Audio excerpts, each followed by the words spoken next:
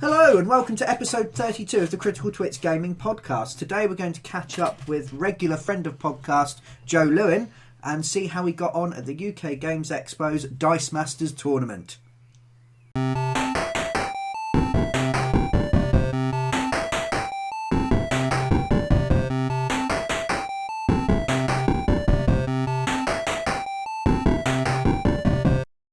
Yes, welcome back. I'm Brian Ennis. I'm Aaron Vinsky. And I'm Colin Howard. We are the Critical Twits, and today we are joined by Joe Lewin. Hello. Who came with us to the UK Games Expo, 2.5 weeks ago now, by the time it comes out. Time. Yes. Yes. Wibbly wobbly. Timey-wimey. It was a bit wibbly wobbly over that weekend, I will be It honest. was very wibbly wobbly. This is a Doctor Who thing. It is. Yes. Well done. I disapprove. Yeah, I heartily disapprove. Yeah, What do you think of Arsenal's chances in the league next year, Joe? Much better than me watching Doctor Who. Yes. And all our ratings are gone. There were Because you talked about Doctor Who. There were a shitload of football games at the Expo. There was, actually. Yeah. I genuinely wanted wanted to tap on shoulder every time we walked past one and go, look, football, football. I think I did that twice. Yeah, and I went, I'm not dealing with this today. So, Dice Masters then. We're going to assume that everybody knows what Dice Masters is. Yep. If not, there's earlier episodes you can go listen to. Indeed there is. Yes, we'll pop a link on YouTube now. Bling! That's the link noise. Should have made a Mario, not Mario. Sonic? No, an actual Zelda noise. That's what I was looking for, because of Link. But or something, yeah.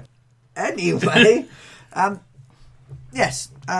If you're not sure about Dice Masters, go back, have a listen. In essence, it is a CCG, so a collectible card game, but with dice. So the abilities on the card correspond to dice, and you build a bag of dice from a team to, I was going to say beat your opponent, but it sounds like you're hitting them with a bag full of dice to roll. And yeah, it's kind of a cross between a dice game and Magic the Gathering. Yeah. Yeah. If you push took your luck dice games. Yeah. mixed with elements of deck building games, mixed with Magic the Gathering. So. Yeah. So we previewed this quite heavily before the UK Games Expo. Yeah. We arrived on the Friday. Yes. No, we arrived on the Thursday. We did. Some of us arrived on Friday, very late. You're welcome. And Joe immediately rushed off to spend the morning With some strangers. With some strangers, yeah, which I took it to be quite a personal affront, a kick in the teeth, spitting in the face of freedom, hope and glory. So yeah, after coming with us on the Thursday and then Joe disappearing on the Friday. Yeah. With strangers who played Dice Masters. Yes. Yeah, and you met quite a few people. We met some people later as well, said hello to them. And you seemed to have a really good time. I did. It was a thoroughly enjoyable weekend. Even Apart though from you the lost. bits I had to spend with you guys. But Oh, it was Saturday rubbish. it was crap. I should have been playing the sealed tournament and meeting one of the creators of the game. Yes. Who turned up. Only on that day, though, the bastard. Didn't turn up for the bigger tournament on the Friday or for the people that had qualified for nationals. No. Well, he didn't want to give you an ego. Exactly. He was there for the adventurous people that were there. Because they had 2 rounds to get into the finals on Sunday, didn't they? Yes, you could either turn up with your own team and play on the Friday, which is where we had roughly 36 players. All brought their own team and sat and played 6 rounds, best of 3, with the top 9 qualifying for the 16 places on Sunday for the Nationals. Odd number to qualify. I assume that the tournament the next day was smaller. It ended up being top 9 because one of them had already qualified because he won last year. Oh, right, okay. So where Ben has won this year, Ben does not have to qualify next year. He automatically gets to play in Nationals if he wants to. Okay. Oh, okay. So 15 people qualified. So they did 8 from the Saturday and 7 from the sealed event on the Sunday. So what happens with that is you open up your packs and you create a team based on the cards you've got on offer, and you use that to play against people. So you can't bring your own stuff. It's purely random. Apparently it was a really good event from the people I spoke to. Yeah. Test your ability to open packs of dice and create a team. So. I sometimes find the packs of dice quite tricky to open. They are a pain. I still have packs of dice I haven't opened. Just can't defeated me every You time. sleep on a bed of unopened gaming accessories. Yes. And this is why you lot didn't play. Yes. You were off doing But plastic. because everything's covered in plastic, you can urinate freely while you sleep, and it just drains away. Oh yeah, it's brilliant. So Keeping it that. rolls out. It's going to be the best and or worst podcast ever. Colin is just like a Uranus Games dragon. Yeah, so how was your experience? Because we'd done some training, We which had. we talked about a few podcasts ago, and I felt like that guy in Rocky who's nearby while Rocky punches meat. It's fairly Great apt reference. analogy. Yes, yeah, We played a bunch of games. I played a few games at the local store, and was pretty happy with my team. Felt I did quite well. The only matches, I obviously played 6 games. I lost 2 rounds out of the 6, winning the other 4. Yep. I lost to Ben, the champion, who we have an interview with later. Excellent. A very close game. He was running a very similar team to mine. One of the cards I wanted to include but couldn't due to not having enough dice. He had on his team but didn't make the biggest bit of difference. And he had swapped out Polymorph for Imprisoned, which allows you to capture a bunch of enemy dice until you damage the player. We'll talk about that more in the interview later. But overall, very, very good team, and he did deserve to win. The other game that I lost was against one of Ben's teammates, I guess. Someone he plays with and works on teams a lot with at his local store. Okay. Who was again running the same team. So they were the games that I found difficult. They were both close. They were both good fun. Every single person I played against was absolutely lovely. Yeah. There wasn't across the entire weekend. There were no disputes. There was the odd. Can we check how this works as a ruling? But there was no one sort of kicking off or being arsey or anything. This like is that. one of the things that puts me off competitive tournament style gaming. Yeah. Having played games with strangers in the past, mostly sort of Games Workshop games, pick-up games with people in the store or at clubs, I have found that experience to occasionally be very, very negative with people pushing, bending, breaking rules, doing anything to win. So that's good to know. How does that compare to HeroClix, which you played a couple of years ago? It was a couple of years ago, yeah. I would say, as far as communities go, and especially tournament competitive scenes, Dice Master is by far and away the friendliest. And I think genuinely, you could have asked anybody that played at Nationals, and they would all have said, "No, brilliant, everyone was lovely." Yeah. I Apart from that one kid you all beat at half time. Yeah, but he's dead now, so it's fine. I think everything's the happiness goes up in the community when you kill off the outliers. So it's fine. I think the worst thing that happened, like the horrible dispute of the tournament, was someone going, "No, you've missed your chance to do that. You can't do it. I don't want to be a dick, but you've missed your chance. Tough." I think that's the worst we saw. Yeah, which is fair. Yeah. I mean, for example, I was using Constantine on my team. Yeah. So before the opponent's turn, you declare a character. Yeah. I probably remembered to do that 4 times across the entire day, and not just to be clear, not for 4 games, 4 individual turns across what was 13 games, and most of the time, actually nearly every time, my opponent would either go, "I've only drawn psychic, so it doesn't matter," or like playing against Ben, actually, great example. The number of times where he'd pull the dice out and went, "Oh, you didn't declare a thing. I assume you would declare this one, and I've drawn one, so we'll call that." Yeah, okay, fine. Yeah. Okay. Yeah. That's nice. Yeah. It is. Yeah. It is. And without giving away too much, he was talking about how that kind of behaviour was happening in the finals game. Yeah. Yeah. So deciding who wins and who comes second, both of them were behaving like that. Okay. It really does seem to attract nice people. Yeah. I don't know what it is about the game. I think partly, as I've mentioned before, not having anything hidden. Yeah. This is my team. You can see everything. It's a very open game. Yeah. If you feel that you can get one up on someone by having that card they don't know about, then you're I think it almost puts you in that mindset of, well, if I keep things from them, as opposed to going, no, have a look, this is what I've got, you can see exactly what I'm doing. So a closed bank of resources in a game maybe leads to sort of closing off socially. Potentially, Because you're keeping secrets, so you're not engaging in the talk or being... Because you might let them get away with something and then they spin something off of that they've got hidden. Exactly. Whereas you can be generous because you know exactly what everyone's got. Yeah, and at the beginning of the game you have to sit there and you have to look at their team to find out what globals they have available, what their action dice are doing and everything else. So you start the game off by going, oh, what does that card do? I've not seen that one. Oh, cool. Oh, I've always wanted one of these. What is it? Oh, yeah, okay, cool. I can see how that works. Brilliant. And you have these sort of chats with people and yeah, it's lovely. So that was pretty much my experience for the Friday. Yeah. It was 6 really, really nice rounds. Yeah. Only against 5 different people, unfortunately.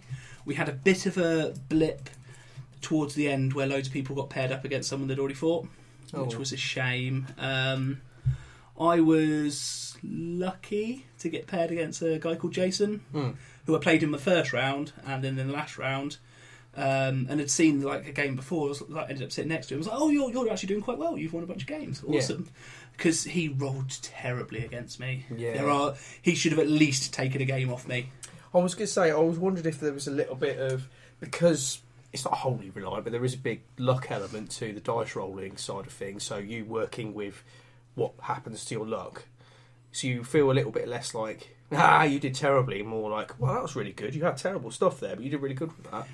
Yeah, I mean, we had a couple of things. I mean, a big talk before it, because we weren't entirely sure what was going on until it started. Nothing bad to say about the guys who ran it. Yeah.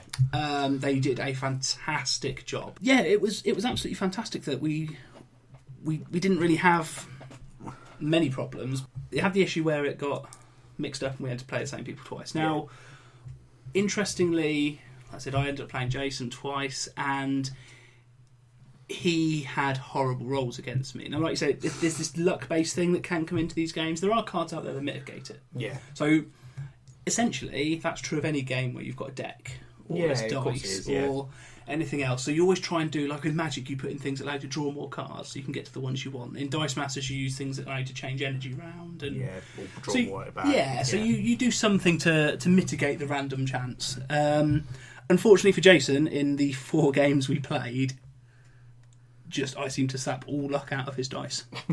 And I do feel a bit bad. As you should. You do seem to have this kind of... effect. Yeah, it's like you've got a really crap super mutant power. Yeah. It's to suck luck out of the person next to me. Yeah. Well, that's a great super I was going mutant to say, it's power. actually quite cool. I'm quite jealous of it now. It's great if someone's trying to shoot at you or something and you're sucking all the luck out of them. The gun explodes in their face. Yeah. Unbeknownst to me, I've survived many assassination attempts. Yes. Not so good if you end up marrying said person and then you suck all their luck away, they walk under a ladder and get squished by it. I thought you were having a dig there. Fair enough. Anyway, that was your fault. So, it was... Now. It does. It was a really, really good time on the Friday. So at the end of the Friday, I thought, right, I've qualified in 7th place.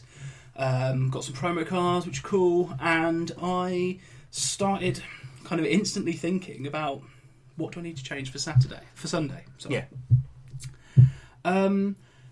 And that's kind of where my whole Dice Masters adventure took a slightly strange turn. I'll just cross that question off. Well, you know where you went wrong.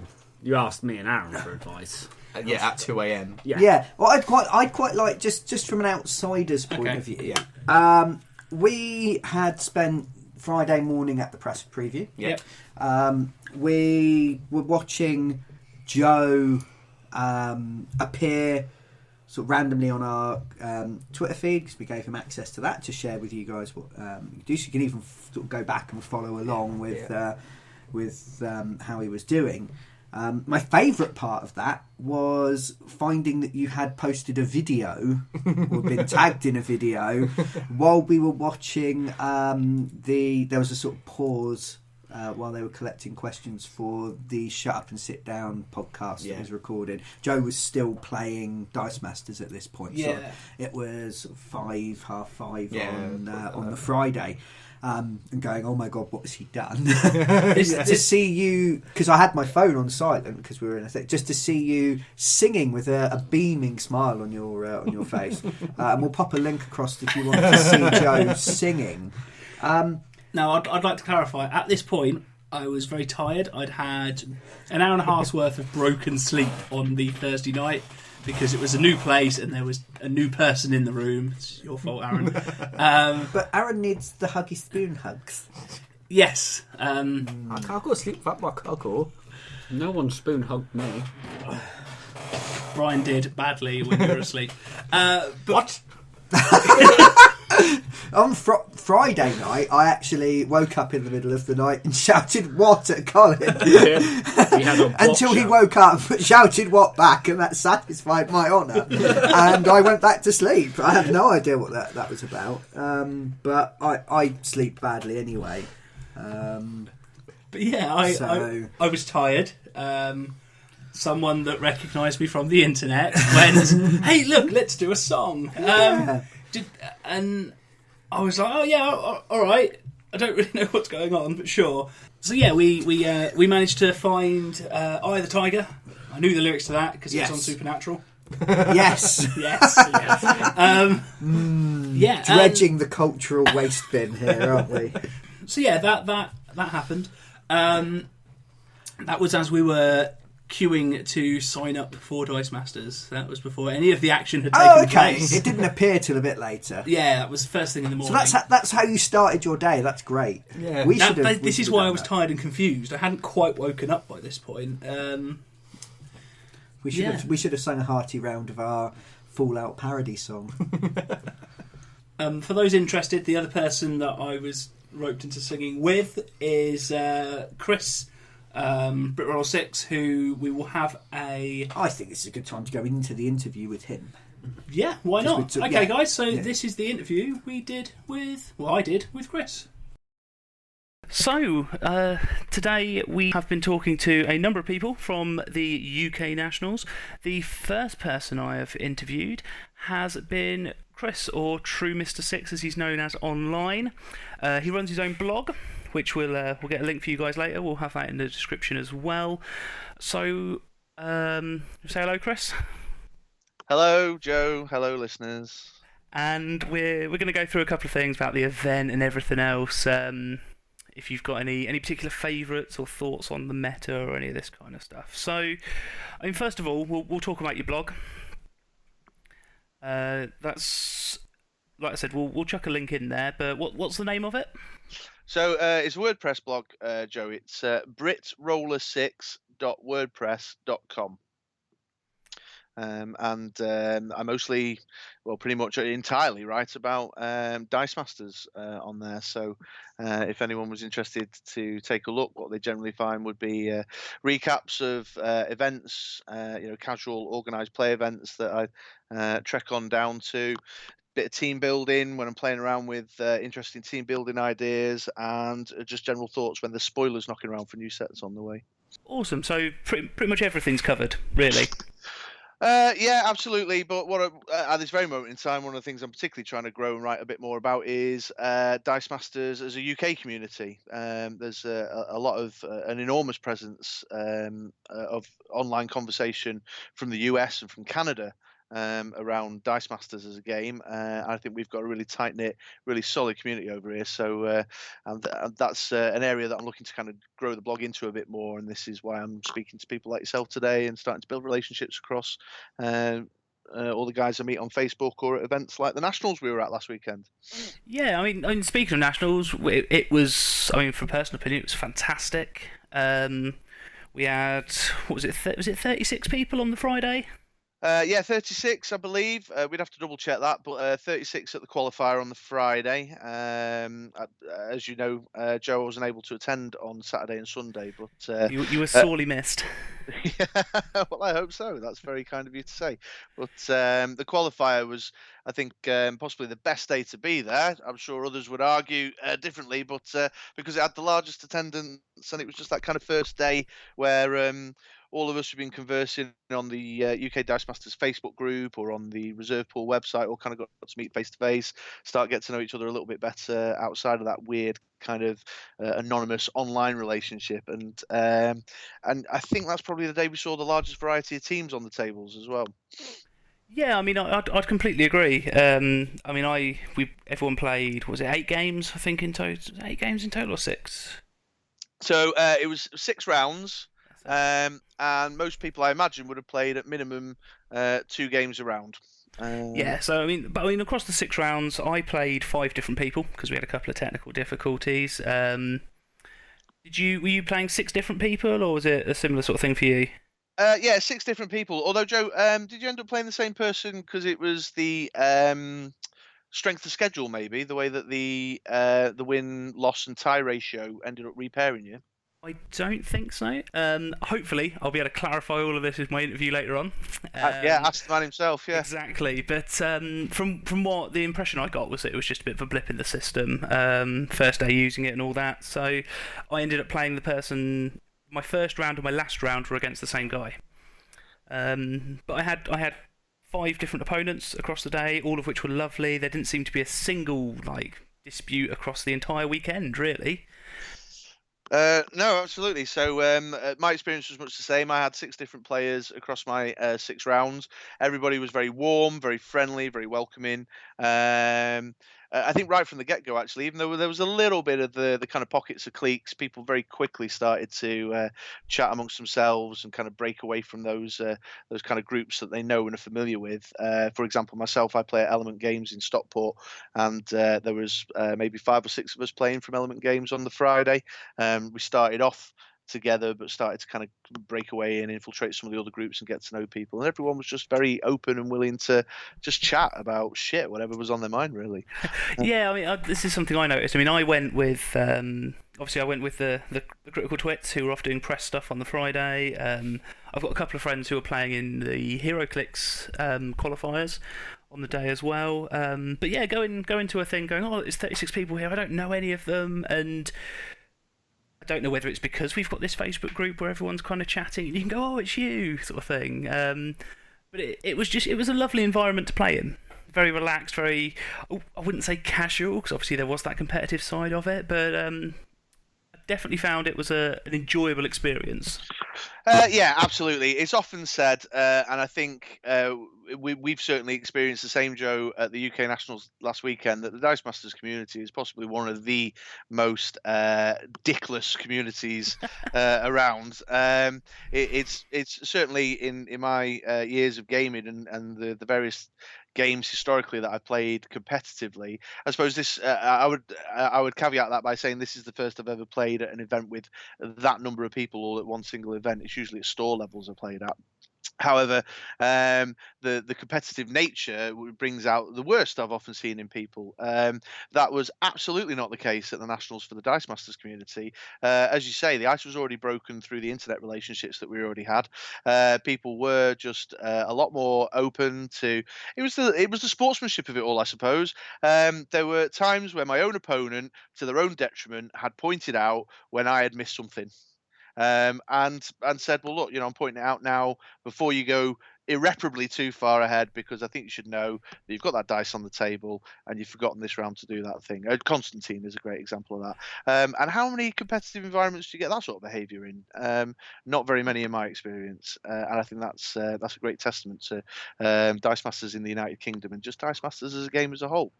I mean, to be honest, I would completely agree with everything you said there. I have played at like this kind of level of gaming before. 2 years ago, I played HeroClix at the Nationals at the UK Game Expo, and I had a good time, but it was not as friendly and as sort of welcoming as I found Dice Masters. And I had the exact same experience. There's a number of times people will be like, I'm assuming Constantine's calling this as they're rolling their dice. You think, oh, I've forgotten. Yeah. Because I'm awful with that dice. It's so good, but I can't remember to go this one every turn. So yeah, I think all weekend I didn't have a single person go, no, you didn't say it, and I've rolled my dice now, tough luck, which is their right to do. Absolutely, yeah. So the attitude and friendliness that everyone portrays there is absolutely fantastic. So, besides the event itself, what team did you take? So I had what was what's largely described as a Johnny Swarm team. The centerpiece of my team was the Human Torch Johnny Storm card, which is a direct damage kind of burn game text where he deals a point of damage to your opponent every time you field a character. He's then doubled up with, I had 2 Swarm characters, the Kobold and the Goblin die from the Dungeons and Dragons sets, using the Swarm mechanic just to drive masses of these little weenies through my bag and field them and KO them and refield them and KO them, to burn my opponent to death by 1,000 cuts. See, now the Swarm teams are actually a favourite of mine. Since the mechanic came out, and there's been different variants of it, it's always been something that I really, really want to see come into fruition and just be really good. I'm not convinced it's there yet, but I think it's got potential. Was there any? So it performed very well for me on the day. So just as a side note, unlike your fellow Twits, I was a staunch capes and underpants guy. I was all about the superhero stuff, and that's what attracted me to Dice Masters in the very first place. Been a long-standing DC Comics fan. I don't believe that they are inherently fascist at all, and you can pass that one along to your fellow Twits. But I picked up D&D because things like the Swarm mechanic just seemed too curious to build a team around. I couldn't not give it a go, and it performed very well leading up to the event, practicing with the team, and performed well on the day. I think you're right. There may be some distance to go. We're living in a barred world after all, but I was pleased that I managed to rank in the top third with a non-barred team. So that actually brings me on quite nicely. What are your thoughts on Bard? Yeah, what are my thoughts on Bard? Well, he's a loot player for a start. I've always been very suspicious of loot players. I think if you're not plugging it into an amp, it's not really music. Yeah, do you know what, Joe? It's written about massively online. Everyone will tell you. I was talking to Paul Fullwood, the guy who came second. I hope he won't mind me quoting him. We've just been instant messaging back and forth. And Paul said, well, do you know, when it came to making my team, it really was just Bard and what 7 other cards might go well with Bard. And that's how he built a team and came second at the UK Nationals. I'm looking at all the coverage of the Canadian Nationals, the WKOs coming out of the States, our own event here last weekend at the UK Nationals, and Bard features on pretty much all the top 10 teams. So I think he's an unhealthy thing for the game, because he's taking away some of the creativity and the innovation when it comes to team building. That said, if you want to play competitively, you're going to take the most competitive card. It's undoubtedly the way that you're going to proceed. So mixed feelings, I suppose, to actually get to the answer of your question. No, fair enough. I'd agree with mostly with what you said. I think I think the ability is fine if the card was costed a bit higher, or if the ability was slightly tweaked. Again, I don't think it'd be too much of a problem. But like you said, I've been following stuff like, again, the WizKids Opens, the different nationals, and he's on 75% of teams, and for a single card to do that when you've got God knows how many cards out in Dice Masters now. We're in what, 11 sets are we on? Oh gosh, yeah, potentially. So there's hundreds of cards out there, and yet that one card's on nearly every team. It's probably more prolific than Professor X. Yeah, I mean, so the Lantern Ring teams. In fact, did you played Lantern Ring team, didn't you, Joe, on the day? No, I bringing up my horrible choices now. No, I played a Polyhulk Bard control team for the qualifiers. and then decided I didn't want to play mirror matches all weekend, and at 2 o'clock on Sunday morning decided to make a Lantern team and run that instead. There you go. Yes. There you go. With mixed results. Okay, but that was the the power play team of last year. Was it Bard this year? There's plenty of sets coming between now and the next set of nationals and worlds. So there'll just be something new that comes along. Eric Lang and the guys over at WizKids have committed to putting a bit of something in play to mitigate the impact that Bard has been having. We've already seen a ban list with the first two sets of bans in the basic actions, although I would argue from my own point of view, and really is just my view of the world, that I don't think Bard's actually the problem, really. It's the way the build, all the ancillary cards that surrounds him, makes him so powerful. And I think banning the basic actions was the first step towards recognizing that he may not necessarily be the problem himself. It's the way the combination comes together. Prismatic spray is often seen, for example, on Bard teams because of the impact of the game text clearing that it has for that one big swing turn. That was a bit of a rambling mess. I'm not sure I like that answer.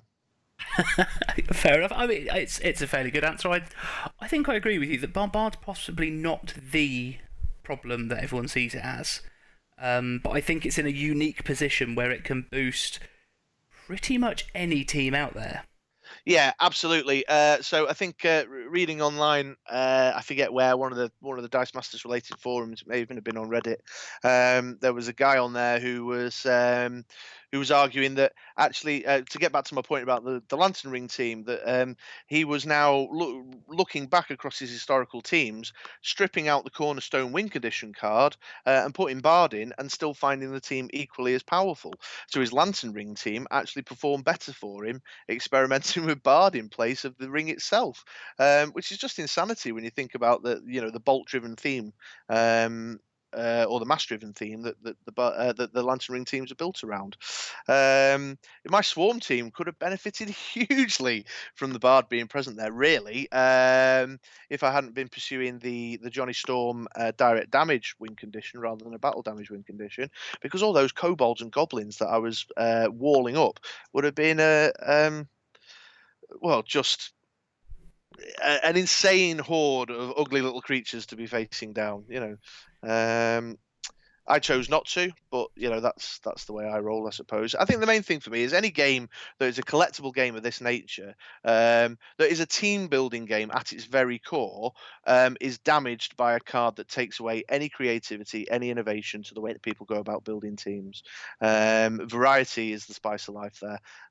It's what makes Dice Raptors so attractive, and I think a card that is taking that away from people's decision making processes isn't helpful at all. Awesome. Again, completely agree. There's something needs to be changed. But before we spend hours talking about how obnoxious a card it can be, do you have a favourite card? Do I have a favourite card? There's a couple of standout cards for me. One of my all-time faves has always been an early Deadpool, the Chiano Saki rare from the AVX set. He gets to choose his blocker when he attacks, and if he KOs that blocker, he deals 2 points of damage to all the other all you opponents, all the characters in the field, which I just think is an insane ability. I used to have a beautiful team, a lovely team that I used to play with him using the Ant-Man Global to swap his attack and defense round to make him even more of a powerhouse. And I've toyed around recently with a Mary Jane variant to give him Overcrush. So I would probably say he was my favourite card, one that all the way back since first buying the game at AVX, he's come back again in new iterations of teams time and time for me. Awesome. He's a card that I don't think I've ever owned, but have looked fondly at and thought, ooh, the stuff you could pull off with it. Okay, so do you have any thoughts on where the meta is at the moment? Obviously, it's a very Bard-dominated kind of thing currently. But have you got any thoughts on where you'd like to see it going, or what particular archetype of team you think currently holds the top spot? Things I'd like to see more. I'd like to see less new affiliations and more work done with affiliations that they set up in earlier sets.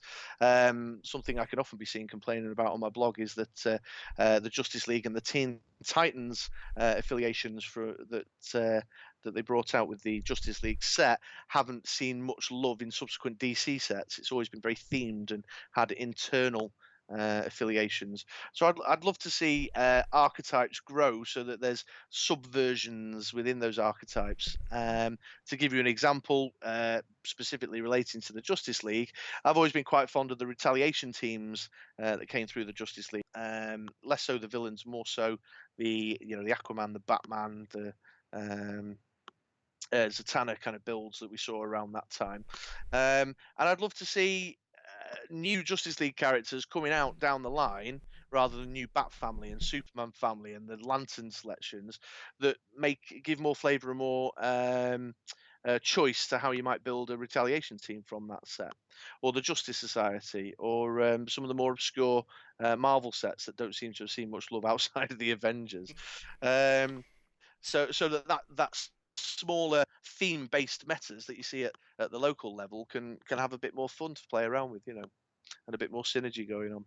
Yeah, I mean, I've always looked at and thought, I think Teen Titans is a couple of cards off being a competitive team at the moment.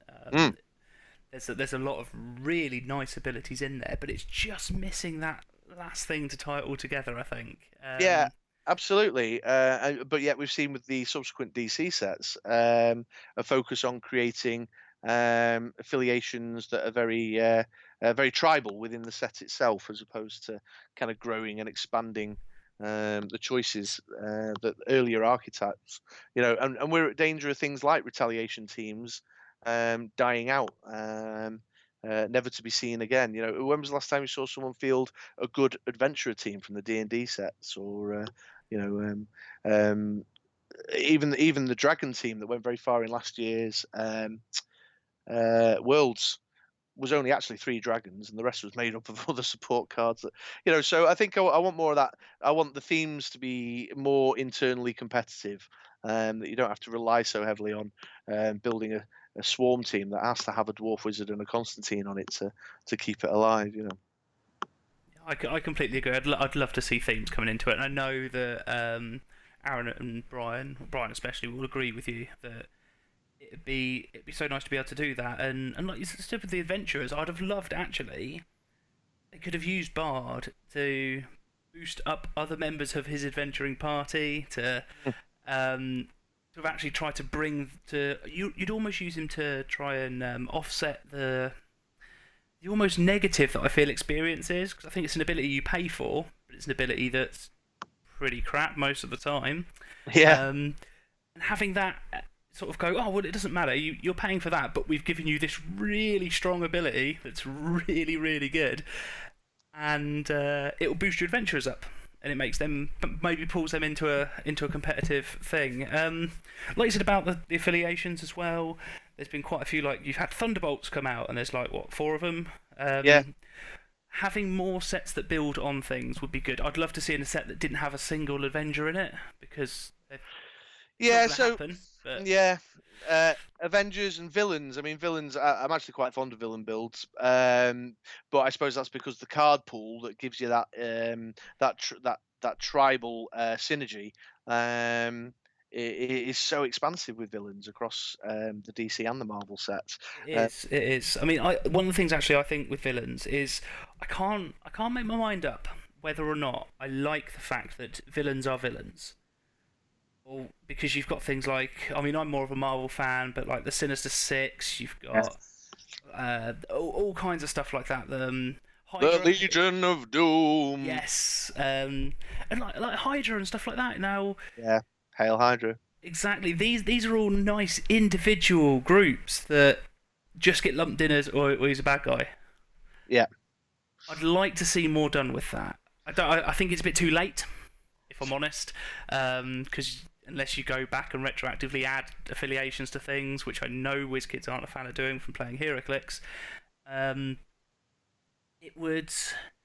I think it would be something to round it out nicely. But yeah, like you say, affiliation-based teams that are actually competitive would be a Yeah. lovely step forward. And they have choice within them, where when you sit down and you go, right, the mechanic I want to experiment with today is mechanic. Well, I'll stick with the idea that I've been talking about, retaliation. I've got a choice of retaliation cards here that are going to kick off the game effect, but who am I supporting Justice League characters? Where's my ramp coming from? I want flavour and choice within that, I'd like to see some of the affiliations become a little bit Neapolitan and less vanilla. Agreed. Awesome. Okay, so is there anything else you would like to add in? Anything that you think deserves to be talked about? So we need to attract more players, I think, across the UK.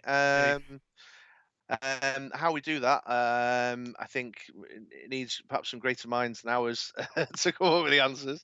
But I think we're slowly and steadily seeing these small movements towards larger locally based groups. As Devium, who are supporting the WizKids organised play in the UK, put a press release out last December saying that they were going to start supporting it more in the UK, in line with the way the US cycle takes place with regional events, and I think it'd be lovely if we could just kind of grow up the community and get some more players in the coming weeks in preparation for that arriving in August. So yeah, I think we just need to start growing that player base. Wouldn't it be wonderful to have a 74 man qualifier on the Friday, or even greater, or even give X-Wing a bit of a run for its money? Yeah, you're right. It would be lovely to have that scene to bring it up to. I think give it a year, next year possibly. I think we could surpass HeroClix. I'd love to get up to the Netrunner levels. Oh crikey, yeah! I mean, so we were in the same room as them, and there was over 100. I think I heard someone saying 100 in the 100. I think it was over 150 people signed up for that one. Wow. Yeah. And it was, and to be honest, it's a lovely game. I can see why they play it, but yeah, getting up to that level, because I think Dice Masters really has that potential. It's a fantastic system and everything. So yeah, I think it's become the frequency of set releases have made it daunting for a new player to dive in. yes. So we as the more established players think we just need to do everything we can to encourage these. Well, firstly, to really open people's eyes to the fact that you don't need the red stripe, you don't need the super rare on your team to be a successful team. You can have a great time and play quite competitively, especially at a local level, with just a pool of commons and uncommons and a splash of rares for flavour. So I think we need to open people's eyes up to understand that, and also help people kind of realise that you don't have to go and spend 50 quid to pick up Serena to be Billy Big Balls around your local scene. There's lots of really interesting, exciting combos that you can come up with, and if we start doing that, we might just take away some of the intimidation that the number of sets brings, that will attract more of those newer and newer players. Yeah, definitely. I mean, I've been talking to a couple of new players recently that have come from Magic the Gathering, HeroClix and stuff, and one of them said, spitting Magic the Gathering. One of them said how he thought, I want to get into this properly. I could quite happily drop 500 quid, and I'm like, that you just don't need to in Dice Masters. No, it's such a cheap trading card game. Yeah, it's shocking. I talked one guy through saying, well, if you want a quick rush deck to play, you can make a all common Guy Rush deck that actually competes pretty well with the high end national stuff if it rolls well for 20 quid. Yeah, buying everything singly. It's. I think that's one of the big attractions that needs to be pushed with Dice Masters, is that, like you said, it's not as intimidating as it seems, and it's not as big as a money sink as a lot of these other games are. Yeah, there's a top dude I play with, a guy called Simon. He was there at the qualifying Friday. You may or may not have met him. He calls it his weekly crack. He just can't leave our local store after we've had a Tuesday night casual get together without buying a fiver's worth of boosters. But a fiver's worth of boosters in Dice Masters world is you're actually walking away with quite a nice little bundle of stuff. Well, you're walking away with 5 boosters, aren't you? Rather than Magic the Gathering, you're walking away with 1 and a £1.50 change. Absolutely. And this is it. And so yeah, I like you said, I think it's definitely something that needs to be pushed. And the big pros of the game made that a little bit more transparent for people that maybe sort of look at it and go, "Oh, it's another one of those. Can I afford to? Do I want to play?" And showing them the reasons that yes, you do. It's really, really good. Well, as a final thing, so you should probably wrap this up. But I know a couple of people that were there last year, and they were kind of almost begging for players last year at Dice Masters. Have you got a team? Do you want to just come in and play? Sure. Come on. We need people, and to have it go from that to 36 people in qualifiers, and quite a few people playing in the Saturday event as well, which I'm slightly gutted I missed, but it seems that it's taken a nice jump forward. So if we can continue that momentum, I think we should be in a good place.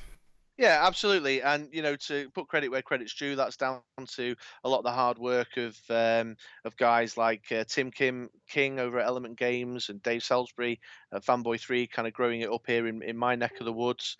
You've got guys like Jordan in Coventry. She's been growing a little scene up there that seems to be just getting bigger and bigger and gathering more attention. The guys down south really working hard and have been working hard over the last year.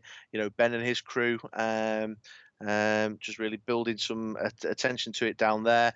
The guys up in Settlers up in Hamilton, Scots in Lanarkshire, just building it, just growing it and growing it and growing it. They've done a great job over this last year, and I'm really looking forward to seeing how stronger they come back next year. With new players in tow, hopefully. Absolutely. Right. Well, it has been a pleasure chatting with you. Yeah, Joe. So I've just got one final one. Yep. Just a big shout out to Steve and Justin on the Friday I was there. For Steve for TOing and for Justin for kind of giving that technical support and just helping Steve out with some of the the Wizard laptopy box stuff that was going on, for just making it run smooth, keeping it warm and friendly, and just making sure everyone was well informed as to what was going on. And even with the technical difficulties they were experiencing, I really didn't feel like there was any pain to the journey for the day at all. Again, couldn't disagree with any of that. I'll get a bit of a rundown with the one I chat to Steve later. So again, thank you very much, Chris. True Mr. Six. We will be putting a link to the blog in the description for anyone that does want to go and have a quick read, or hopefully a long read, because there's a lot of good stuff on there. Articles from Ben. I'm writing one myself. Should hopefully be entertaining. And yeah, it's hopefully going to turn into a bit of a resource for any of your UK Dice Masters information. So, thank you again. You are more than welcome, Joe, anytime. Wicked. We met Chris briefly. He seemed very excitable, very enthusiastic. Seems like a very nice guy. I've had a look at his blog. Joe is not the only person he was singing with. There are multiple videos, so we might pop a link to that. Yeah, it's really nice to put names to faces to names. It would make more sense. Well, we can embarrass more people, and that's always good. That's very true. It might not sound like it, but I can be socially awkward. Really? Fuck you. I tend to make terrible off-coloured jokes and puns in the hope that people will find me funny and therefore accept me. Which sometimes we accept works. that you're not funny. Oh, no, I'm going to cancel that open mic slot now. You don't have slots at open mic, it's open. It's the whole fucking point. What was I saying? Yeah, and I think for people that are really into their Dice Masters, because I had a look at some of the other bits and went, okay. It was a bit beyond my level, but it is somewhere that as we continue to play, I'm going to go back and check out. Yeah, I've got an article which should be going up shortly, if it's not already up by this time in the future when you guys actually hear this. Hello from the past. Did you use your apostrophes correctly? Yes. Good, then you're working at least a grade B. Excellent. Sorry, day job creeping in. So, I would recommend people go check it out. It's quite a good resource. It's really nice to have something like that coming out of the UK. Yeah. As me and Chris will have discussed in the interview. Trying to build a scene is a definite a goal. Yeah. Try and get us a bit more recognition from WizKids. Yeah, it would be nice, because... Are you the unloved bastard childs of Dice Masters? Yes. Yeah. Bastard childs. Children. Children, that's the plural of that word. Yes. Questions, yeah. So that's kind of summed up your first day. Yes. Now, again, our impression. To my mind, Saturday night we settled in once we managed to find somewhere, because it was quite busy in the Hilton. We settled in for some games. We staged the first annual Critical Twits Grand Prix. We did. In Formula D. Yep. Won by the happy loser. Yes. Dave Loser, who is a contributor to Board Game Breakfast on the Dice Tower. Yeah. We talked about him last thing. Hi, Dave. Just he again. He won, yeah. I took a photo and everything. I wish I had a trophy. He won easily. He absolutely. He trounced it. I was And then close. I was a close second, I think. he was very nice in that he said he was going off to play something heavier, so something more strategic. But having trounced us, I just took that to mean I'm going to go and find some more worthy opponents for my board gaming brilliance. And good on him. Fair play. So we may restage this. I think this should happen every Expo. Yes, but next time, hopefully with some of you guys. But yes, so we were doing that, and then Joe went mad. As opposed to the And rest became of us. very fixated on... And there was kind of a bit of overlap, because you're doing a little bit beforehand. But you were reconfiguring your Dice Masters team until 2 o'clock in the morning. Well, what happened? I was sat there thinking, okay, we've got this going on, this going on. I was chatting online to one of my friends on Facebook, who's... we bounce ideas off each other quite often. So we were going through, okay, well, they've used this. This is a problem. What do we do to counter this? We can use this now, because I managed to get some more Dwarf Wizard dice. And there are a few different ideas we had. you were buying dice on the Saturday. Yes. Yeah. To replace the dice that turned up 20 minutes after we left. Really? On the Thursday. Yeah. Nice. I remember as we left on the Thursday, you I shouted at a postman. yes, out the window of your car. No one else was about then. Yes. So Joe experienced something of an epiphany. Were you sitting on a toilet or a at the time? mid-tournament crisis? I'm not really sure which you could say. No, I liked what you said about this to me, but we'll see if you come up with it yourself. Yeah. So I was sitting there thinking to myself, the difficult games I had on the Friday were the mirror matches. Which were what you were concerned of before you came. It was, yeah. And I'd spoken to you guys and other people at great length about how that's the thing that bothered me, because I genuinely think that if set up correctly, which is the very important thing, control is the best archetype in this meta, with the cards available currently. Now, looking at other teams, looking at my team, I expected there to be quite a lot of Lantern Rings as a team, so I expect there to be quite a few Gobby teams. I expected Bard Blitz, Guy Rush, and everything else. Now, what's a Gobby team, Joe? a Gobby team? Someone like me playing the game. Yeah. Just some shit that wouldn't shut up. So I don't know why, but I imagined lots of teenage school dropouts, so just screaming at you. I thought it was like a Aquaman thing. There's like lots of fish-related stuff. Isn't that No. gopping? Is that gopping? I don't know, you fucking weirdo. Is that what fish is? Not Gopping. Dobby teams. They've not got their... No house elves. They get the Harry Potter licence. If I could have a team of Hermiones. Well, that was a conversational dead end. So a Excellent. Gobby team is you. You know how you have like Captain America, superhero, Yes. or super soldier. Sorry. Yeah. You have Green Goblin, Gobby. Okay. It's the subtitle for one of his Okay. cards. It's the super rare one, and it says, when fielded, deal damage to the opposing player equal to the number of sidekicks you have fielded. So if you've got 5 sidekicks in the field and you field Gobby, you go bang, I do 5 damage to you straight away. Okay. And basically the team rolls around getting as many sidekicks into the field as possible, or cards with the ally subtext like Alfred that counts as a sidekick. Yeah. That's it. And chucking Gobby down, using Parallax to re-roll dice, roll him, get an energy field thing, takes him out of the field zone, roll him again, get a character phase, and put him back in the same turn. Can be really, really harsh. Okay. So I was expecting to see some of those. Now, we didn't, in short. There was a Lantern team. Don't think there were any Gobby teams. Maybe a team with him on, but not as a primary focus. And weirdly enough, I didn't see many counters to it on the control teams. So my brain had a moment and went, why don't I just run something that's going to play into the fact that they've not brought defences? I've always liked the idea of Lantern Ring. Yeah.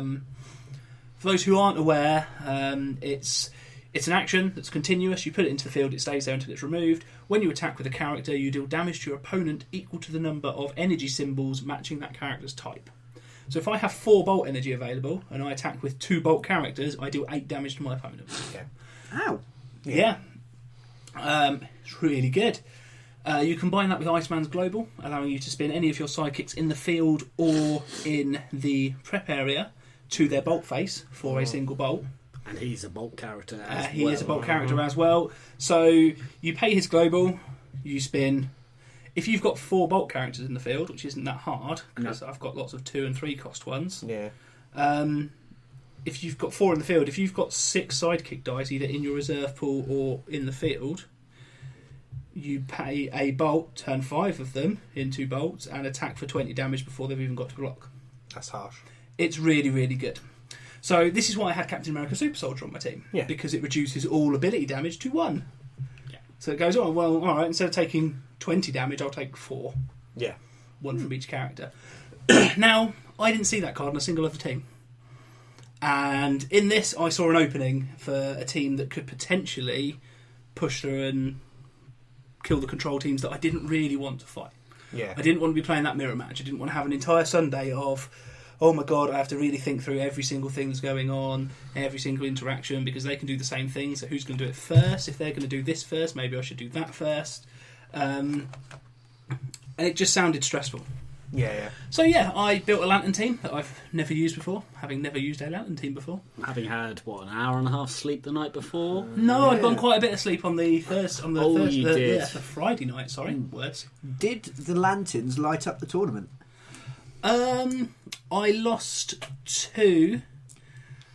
I had a 2-1 round against a control team because I forgot to buy spray, prismatic spray, wiping all their text. Yeah. That was purely a piloting error. I forgot to buy it early, and then by the time I needed it, I didn't have time to get it through my bag and into play. Or I think I could have won that. That was against the person who won last year. Yeah. Okay. And that was Patrick. And I lost against a Bard Blitz team because it's really fucking quick. Yeah. And yeah, playing a team without Bard, I basically things had to go my way. I had to get certain characters out at the right time to stop it, and I didn't. Yeah. Which was fine. It performed the way I wanted it to. It's the team I'm currently playing because I've since tweaked it and gone, oh, I was an idiot. This is better and that's better. Yeah. But yeah, I was happy with it. I had fun playing it, which is the thing. I came 10th overall. Out of 16 for nationals. Okay. Top 10. Yeah, this is it. And the important thing is I think I enjoyed myself much more than I would have playing the control team all day. Yeah. Which is the aim of it all, really. Yeah. So I thought, and also it meant that I didn't qualify for the top 4, so I didn't have those extra games to play, so I came and joined you guys and we went and did some other stuff. Yes, it meant you had time to come do the Starship Simulator with us. It did, yes, which I would have missed out on if not, and I wouldn't have got to shout at Colin for an hour. Yeah. So cool, yeah, that's kind of the big change I made. Which it could have worked out for you, but the way I looked at it, and I said this to Brian at one point, is that I was either going to do really fucking well with this new build, or crap. Yeah. Now, if I ran the control, I think I probably would have come a bit higher, but still middle. Yeah. And got the same promo as I got on the Friday, and not really have achieved much more. So I took a chance thinking I will either do really well and steal some games I might not have won otherwise, or I'll lose. So it's a kind of go big, go home scenario. Yeah. And yeah, it didn't. I won 2 rounds, lost 2 rounds in the finals. Had fun with it. Played some great games, and overall wasn't really the end of the world. Well, there you go. We don't regret it. So that's no, always that's it. Yeah. Yeah. Sounds good. So, I think this is a good time for us to put the interview in with Ben, who won. Yes, our national champion. Yay! Woo! Cheer! Well done. Yay. One person. No clapping sounds national sarcastic. pride. Yeah. Ooh. We're celebrating success, which, as British people, we're very bad at doing. Yeah. As we've just Well proven. done, sir. Well, yes, Yeah. well done. Cough. Yes. So here's the interview.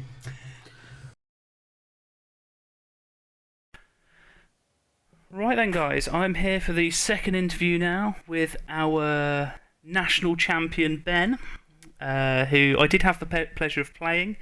Had quite a close game against on the Friday during the qualifying rounds. Say hello, Ben. Hello. Hello, Ben. Cool. So, where should we start? What did you think to the event overall? It was surprisingly friendly, I think. Yeah, because I went last year and got like obliterated.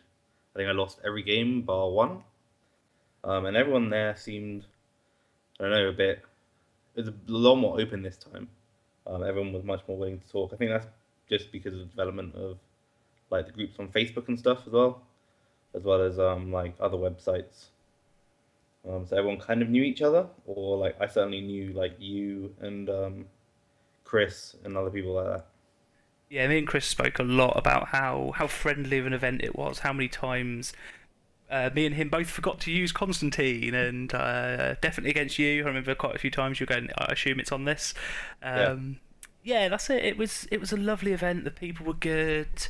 I'm glad that it seems that everyone I'm speaking to's had the same experience as well. No one's kind of gone, oh no, everyone there was a dick.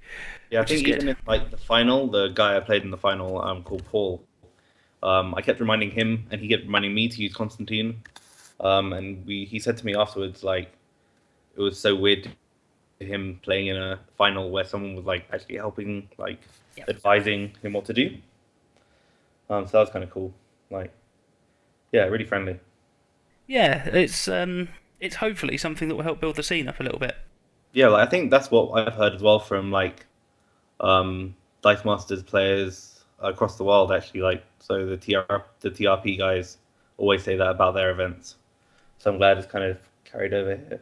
Yeah, I mean, I've played in, I've said this before in other interviews and stuff, but I've played HeroClix at the national level as well, and found that people were very much, no, you forgot this, no, tough shit, you're not doing it again. But yeah, that's it. From like you said, even in the finals, you've got the two of you kind of going, oh, you forgot this, or you might have done, do you want to do this? Although I will say, like the game, so when it was a 2-1 game, and in the game he won, he only won because I completely forgot the bard stacked, and okay. and I chose not to ping Hulk. I chose to PXG instead. So anyway, well, you still that won. was prerogative. Like I'm not bitter about that because it's 1-0 already. You gotta play the game properly. Yeah, definitely. Okay, so do you want to talk a little bit about the team you ran? Yes. Any hard decisions you made on certain characters or anything else? I think the biggest call. So like me and one of the guys I play with regularly have been playing basically the same team for a while. I think I played both of you on Friday. Yeah, Handy. He basically started that team, and the reason like he basically invented that team, and I spent about 2 months trying to beat it, and I couldn't beat it, so I was just like, well, I'll just copy it. And then like at an event a couple of weeks ago, before the final, like a week before the final, I went and played some like guys who weren't very good at Dice Masters or just started playing it. They were really into Imprisoned, and Imprisoned kind of wrecked me and another guy who was running Bard. Like they just wrecked us because Imprisoned basically captured half our team, if not more than that. I think I had Hulk who had more than 2 fielding costs, so that was a really good, like, because I included that, it was I think that was a big part of why I did so well. Yeah, I know. I mean, both of our teams were fairly similar, and the game we played where we were both both had stuff imprisoned, and it was Yeah, it was an interesting surprise. I've always liked the card, but Yeah, yeah. obviously it's with Bard and all these low cost things in the meta, it's actually a valid contender for a spot. So Well, what I like about it is it actually helps you. If you think about it, so what Imprison does is it captures a bunch of dice that your opponent has if their fielding cost is less than or equal to 2 added altogether. So what that does is it helps you kind of catch up in turns, because if they've bought 3 dice, say they bought an Elf Thief, a Dwarf Wizard, and an Oracle, you can actually capture all 3 of those with 1 dice that you've bought and basically catch up virtually with 2 turns of theirs. So they bought 3 dice to your 1. yeah, I think that's how I managed to almost pull a game back against you. Yeah. But yeah, this is it. So, were there any other star players on your team? Because you had most of the control sort of staples in there with Oracle, Constantine, Green Goliath. I think Green Goliath was actually the card I bought the least of, apart from Magic Missile, which I was surprised about. I actually didn't need to buy it because of Imprisoned. But apart from that, I think a lot of people were running Elf Thief and Oracle together, which is just a horrible, horrible combo. Yes. Now, this is something I did want to ask you. I've spoken to a few people that are insisting that Jinzo is still the better card. Do you agree? No, no way. So Jinzo's really good as kind of like a win condition, because it actually makes you, like, the idea is to get the person from 20 to 0 life, right? Yes. So Jinzo does, It's a race. and Oracle doesn't do that. Oracle doesn't help with that. But what Oracle does is it says, no, you can't do the thing you want to do. Whereas Jinzo says, yeah, you can do the thing you want to do, but it's going to cost you a little bit. So the fact, if you time the Oracle with the Elf Thief, you can kind of just basically stop them ramping completely on turn 3. Whereas Jinzo can't really do that. It makes you pay a bunch of life, but then when you're hitting for however much you're doing because of Bard, you don't need the chip damage, I guess, from Jinzo. Yeah, I mean, especially in a control team, this is what I was finding, that if you're swinging for lethal. Yeah.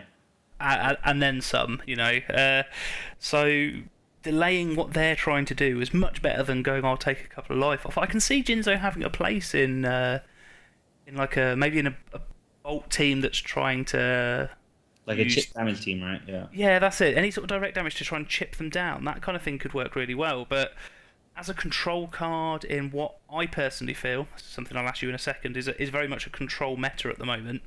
I think Oracle's definitely the best option to prevent globals.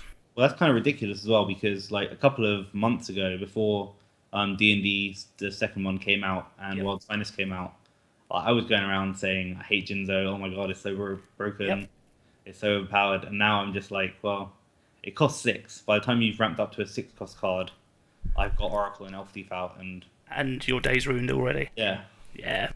This is it. It was the go-to card, but I think it's been well and truly dethroned now. So, talking about how well Jinzo's doing, or not so well, as the case may be, what are your thoughts on the meta and how it stands at the moment?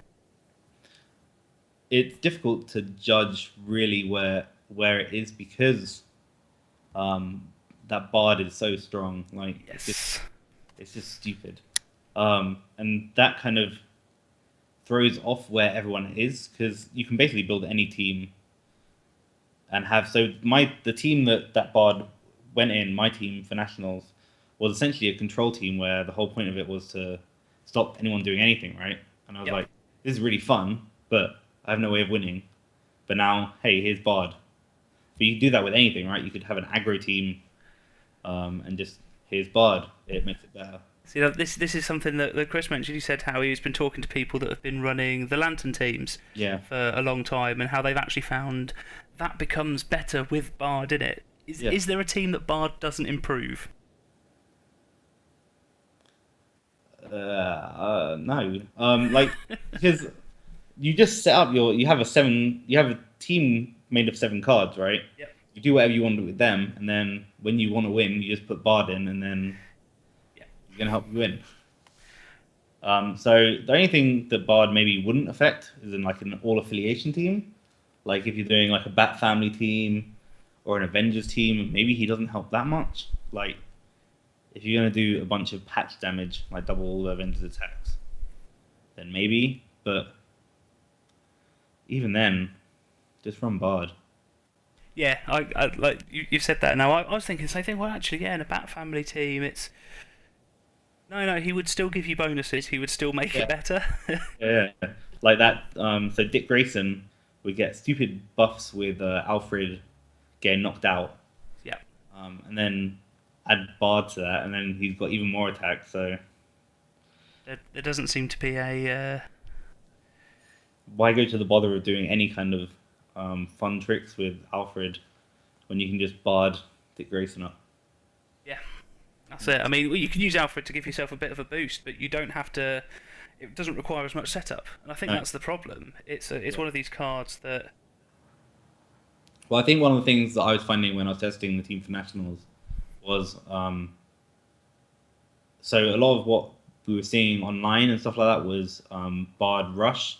Yes. And get Bard as in like, so a lot of the people I played, they were buying Bard as like their second or third buy, and I would wait much longer than that. I would wait until like it was my sixth or seventh buy once I've already got a diversity of characters out, and that's where I think he fits better in that kind of. You want him to win, so you buy him when you're about to win. Yeah, you buy him as your win condition rather as an early purchase. Once you've established your the control, and that comes with the control thing. If you're gonna rush him, then it's a different setup to what I was running. Awesome. Okay. So we've discussed the meta. We've jumped in and discussed Bard as well, which is one of those things I was going to bring up because it's a hot topic at the moment. Looking back, is there anything that surprised you about the teams we saw at Nationals? Yeah, that there wasn't more prismatic spray. That everyone ran pretty much. I think pretty much everyone ran a Professor X with the global. I'm trying to think of a team I played that didn't have PXG. So, because what happened last year, I basically didn't take Professor X, hoping that everyone else would, and then no one else did. And I was kind of like, well, that sucks, because I have a 7-cost card as my win condition and no way to ramp to it. But yeah, this year everyone took PXG. That was a surprise, because in testing, Prismatic Spray had been like the one card that had been a real problem for me in terms of like shutting down Oracle and Elf Thief and Dwarf Wizard and Hellblazer. Sorry to interrupt slightly. I mean that's a decision I made for the actual Nationals day because I changed my team. Yeah. And I put Prismatic Spray in there, took Professor X out. Well, I switched everything out and went for a full Lantern team build because I genuinely think it's still a strong contender in the meta. Yeah. There are a couple of cards that shut it down, but I didn't see any of them. There's a little bit of action dice because you took Breaker, didn't you? For your Yeah, I mean that was kind of like so. Once I decided I was going to include Imprisoned, I needed a way to. So in one of the other teams I've been running, had been using Imprisoned with the Red Dragon global, so I could use the Red Dragon to free up Imprisoned, so I could capture more people with my second Imprisoned. Okay. So Breaker was gonna act kind of like that for me. It also helped against like things I was worried about, so like Lantern Ring, some of the magic helmets, and the Lantern Battery and things like that, and Delayed Blast Fireball, which is a really good card. Yes, yes, it is. And also defends against my own Imprisoned. So if someone else had bought that off me. Okay, so a very good choice for your team, especially. And to be honest, actually, for a 4-cost, it's probably a fairly good choice in most control teams. Well, one of the things I really liked about it is its stats. Its stats are really good. Like really low fielding costs, pretty beefy, and it's a fist character. One of the cards one of my friends likes playing quite a lot is the Venom that does the -2/-2. Yep. The non-fist characters, which is also another thing we were worried about seeing a lot of defending against Bard. We didn't see a lot of, which was surprising. But Breaker has the fists, so it doesn't get the 2/-2.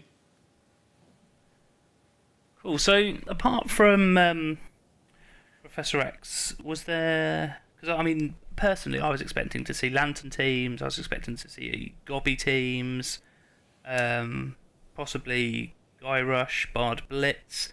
Now we had a Bard Blitz, and there was at least during the qualifiers there was a Lantern team. The night there was 2 with me included on the actual Nationals day. I don't think there was any Bat Family. No, there wasn't. Did you expect that to turn up? It wasn't something that I was particularly worried about because it's really good. I think the Dick Grayson, like especially with Doctor Doom, that can knock out all the Alfreds. Yep. That's really good, but it's not something you can prepare for, I guess. So I hadn't really thought about it because if it happened, it happened.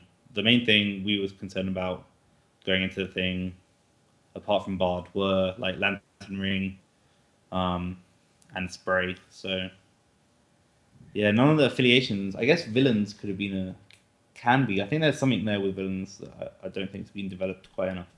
Yeah, this was something else that me and Chris spoke about as the game goes on and more sets are released. We both said we'd both like to see a lot more affiliations being sort of taken advantage of. You've got quite a nice Justice League affiliation so far. Teen Titans, I think, is just outside of being really competitive. Well, there's something that's weird about the DC sets in general, right? They none of the affiliations I don't think have been like cross DC sets, like the same. So with Marvel, you get Avengers in basically all 4 of the sets so far. Yep. No, 5 of the sets. You've had different Avengers, and X-Men and Guardians are repeated. But with DC, they haven't had repeats that much, if at all. Would that be something you'd hope to see in the future? Yeah, definitely. I think like Justice League is on the verge of being really good. Bat Family, I think, is already really good. Superman was a bit what Super Friends, is that what they're called? Yeah, I believe so. They're a bit lame. Yes, they are. But like, yeah, more lanterns be cool because we're doing. So me and my friends are running like an all affiliation team day next week. So Awesome. trying to like set up things for that, and there weren't that many DC things you could run. You could run like Bat Family and DC villains, but that's the only thing. So I suppose you could do lanterns, but you couldn't do Yeah. a Green Lantern anymore, a Red Lantern team. No, not really. The only thing we could do was a Yellow Lantern team, but that's so limiting. Yes, yeah, you're a bit stuck with cards. Yeah. Okay, so do you have a favourite card? Not necessarily something you think is the most powerful, but something that maybe you wished was, or that you've always enjoyed. Yeah, so one of my first teams was the Iceman Mr. Freeze from the Uncanny set. It gets the +3 attack when you field another character that turn. Mm-hmm. And if you use it with the Ant-Man Global, it's like a really big bomb. It's been surpassed by like loads of other cards right now. But I think it was a 7. If you spun it with the Ant-Man and fielded a character, it'd be 7 attack, 9 attack, 9 attack, I believe. Awesome. And that's a really good card for a 4 cost. The Curse of Dragons in general are really good. They're the Yu-Gi-Oh ones, aren't they? Yeah, the one where if you field another dragon this turn, roll the Curse of Dragons from the use pile. Yeah. That's really good. I really want dragons to be like more of a thing. Yes, I agree. I know Aaron from the Critical Twits is looking to make a dragon team, and yeah, I showed him that from Yu-Gi-Oh and kind of went, I know you like the D&D sets, but this is really good.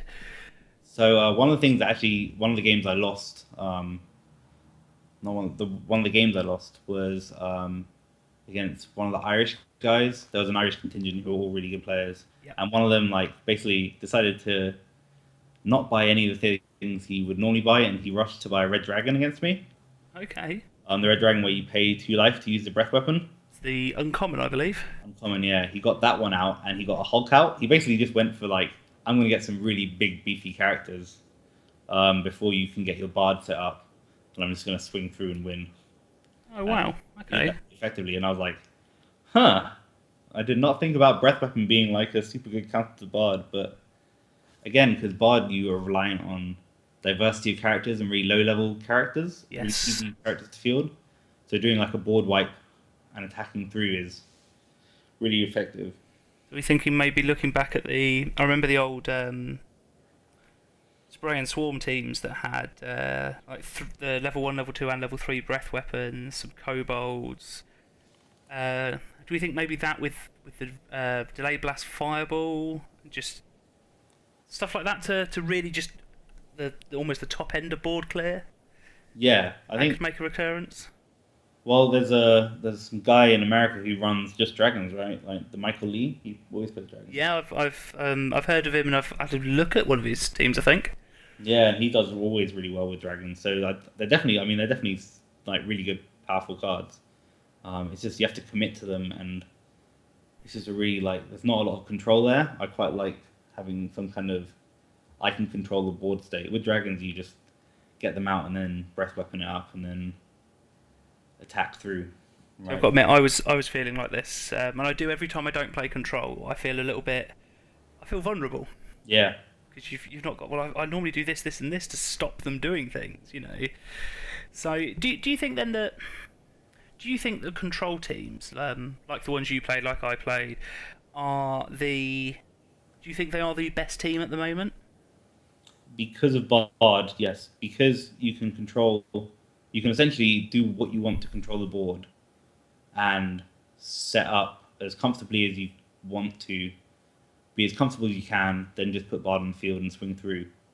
That's why they're so good. I mean, before Bard came out, control teams were really powerful, but you didn't really have anywhere to go, right? You were trying to build up enough to swing for lethal based on just your dice stats and Hulk clearing the board, really, weren't you? Yeah, like you could build up and you'd be like, I'm really in a powerful position here. They're not going to do anything against me. But then eventually you're like, well, now I need something to win. Like, how do I get that final, big swing in? That's why Jinzo, I think, was so big, because he was, the one piece that actually did a considerable amount of damage. Yeah, he lowered the lethal number you had to hit. And his stats were really good as well. Yes, they were. Well, they are, I suppose. They were really good. They are really good. They're just... died and gone away. He'll be back, I'm sure. Yes, I think so. Okay, so is there anything you'd like to see in the future? I know they're talking about how the Relentless and the Sword Revealing Light is a temporary ban because there are things coming out that will deal with Bard. Would you care to make a guess at what they might be?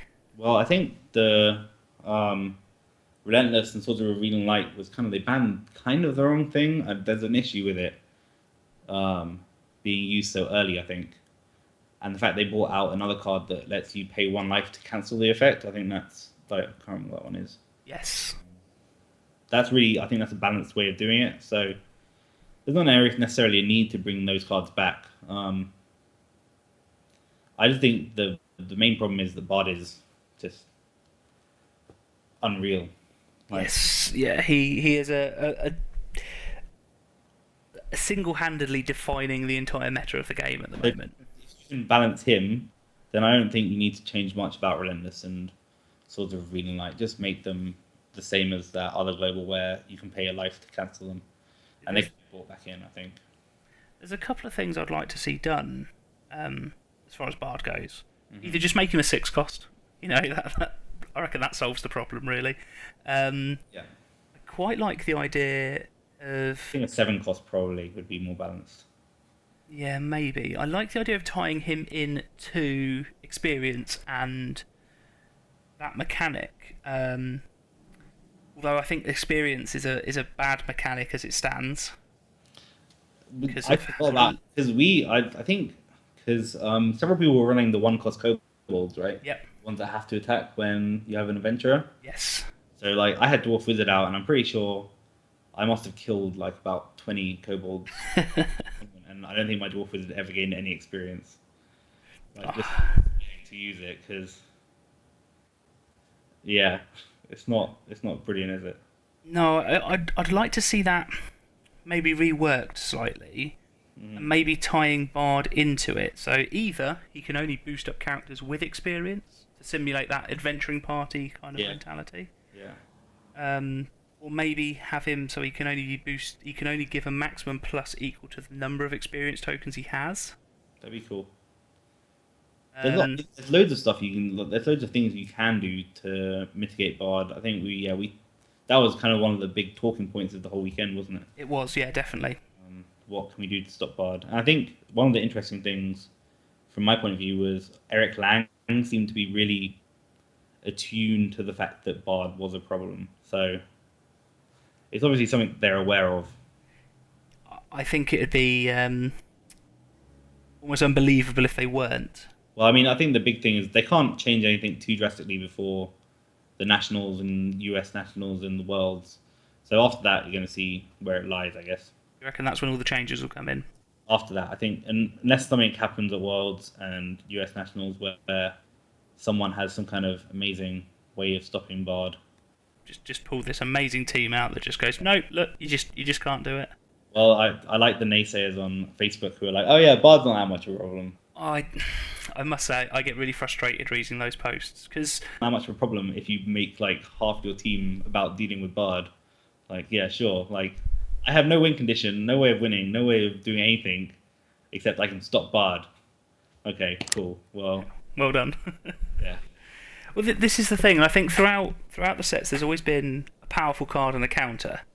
Yeah. Serena, really good card.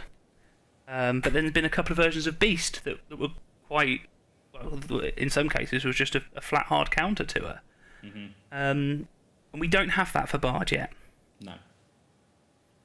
Yeah, even stuff like Hulk they've worked on. I mean, Hulk and Gobby and stuff like that, they've obviously been like, these cards are really powerful, we need ways of mitigating them. Like, even up to this set where you have the Ronins who stop Hulk pretty much in his tracks. Do you know what I'd like to see? Yeah.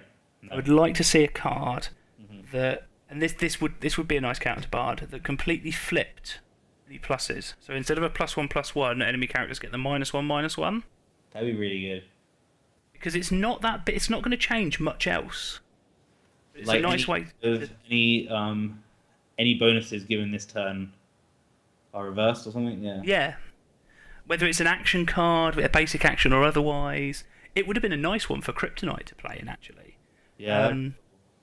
But yeah, I think something like that could be a really cool way of going. Hang on, look, it's almost just here's a quick, easy fix. Like, well, yeah, when your opponent attacks, all attacking bonuses are, or when this dice blocks, all attacking bonuses are reversed. Yeah. Yeah, that'd be really good. It'd be interesting because it would slightly shift the dynamic for sidekick teams too. Yeah. So yeah, something like that could be awesome to see on the horizon. Ooh, that'd be interesting. Yeah, I like that idea. That's really good. Cool. Well, you heard it here first, guys. This is I know, right? I came up with it 2 minutes ago. It's a good idea. To like call Eric, or like he's on Twitter, right? Twitter him. Do you know what? I might just do that. Yeah. That's a good idea. Right. Okay. So, is there anything else you'd like to say about the weekend? Any highlights for yourself or anything else? UK Games Expo was really good in general, and I'm really glad. I think it's really important during the tournament to not. I don't know. I don't know how anyone did the Friday and the Saturday and then the Sunday. Like, that would be mental. Yes, because I mean, me and you both went wandering off for the Saturday, didn't we? Yeah, on the Saturday we went to the dark room. Yes. Have you checked out our podcast of that yet? I'm like halfway through it. He's really funny. I went on the last year as well, and he was really good. John Robertson, his name is, right? Yes, yeah, very, very funny man. This is it, I completely agree with you. I mean, I was so glad I qualified on the Friday because it meant I got to go and explore on the Saturday, and it was stunning. It was busy. Yeah. But it was such a good day, and there's so much stuff on offer. Everyone was really positive. I'm a massive fan of board games in general, not just. So to see like the Dice Tower guys, I had like a quick conversation with Sam Healy, which is really cool. Went to see one of their live shows. Played a bunch of demos of some UK like designers. So the Grubbling Games guys. Oh right, I don't know if that's one we encountered actually. They did Waggle Dance and Cornish Smuggler, both of their games that are really good. Cool. And then they're coming out with a new Kickstarter called Perfect Crime, which was pretty cool. Awesome. Did you manage to check out Lantern? No. Oh, you missed out. It's amazing. What was that? Lantern Lost in the Dark, I think it's called. It was a game built in a game jam. Okay. So like a 48-hour thing. Yeah. They've expanded on since then. The prize they got for winning that game jam was to come to the Expo and show it off. Oh, cool. And honestly, out of everything I played there, whether it's something that was made in 2 days or something that people have spent years on, it was my game of the show. It was so good. I think my game of the show for just ridiculousness was that stupid Ice Cool game. Oh, we've bought that. We'll be doing a podcast on it soon. It's so fun. I think I saw you guys playing that on the Friday, and I was like, "What is that?" So I went and demoed that. That was ridiculous. Oh, it's brilliant. Cool. But yeah. Okay, so yeah, unless there's anything else you'd like to add, mate, I think we're done. Cool. No, thank you very much for having me. Not a problem. Thank you for giving us your insight into Dice Masters at the moment. I'm sure as time goes on, maybe as new sets come out, we might do a couple more podcasts on things. So I might invite you back to have a chat again. Awesome. It's a really good game. Right. Thank you very much. Well. There seems to be a lot of dislike for the Bard Blitz. Was it a Bard Blitz that won? Was there a lot of? Is it one of those really divisive things? People are either really for it and they have it, or everybody else goes. No, saying Bard Blitz isn't quite correct. Bard Blitz is a aggro style team revolving around Bard that was nicknamed Bard Blitz. The problem with it wasn't the fact it's an aggro team; it's just the one card.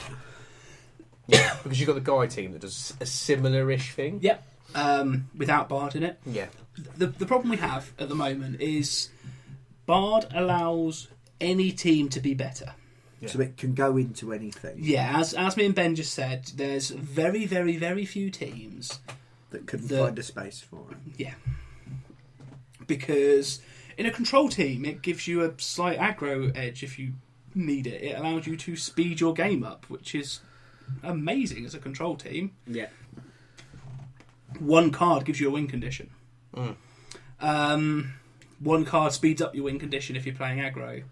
One card gives you a stronger push if you're playing a sort of a more mid-rangey type team. And it's just ridiculous in its current form. Something probably should be, but might not be done with it. Yeah. So... Well, the ability to stack multiples, so you go from the +3 to the +6, putting that on...